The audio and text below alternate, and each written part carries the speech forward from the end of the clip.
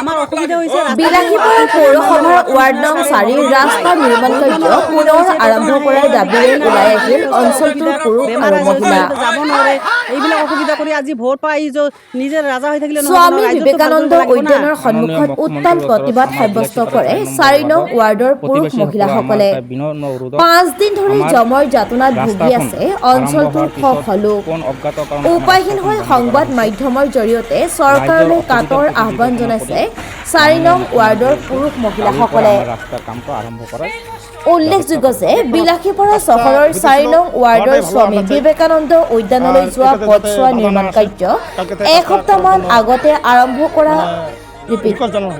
কৰাত উৎফুল্লিত হয় যদিও ইতিমধ্যে পথছোৱাত শিল বালি পেলোৱাৰ পিছত আজি 3-4 দিন ধৰি নিৰ্মাণ কাৰ্য বন্ধ হৈ থকাত জমৰ যাতনাত ভুগিব লগা হৈছে অঞ্চলটোৰ ৰাইজে।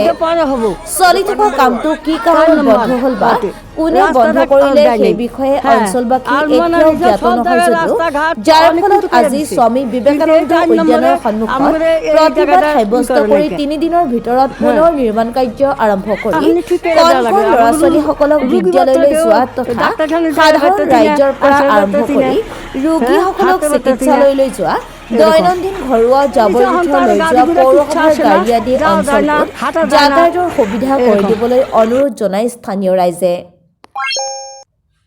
বিলাসীপাৰাৰ পৰা আটোৱাৰ ৰহমানৰ ৰিপৰ্ট, লিজা বাৰ্তা ডিজিটেল।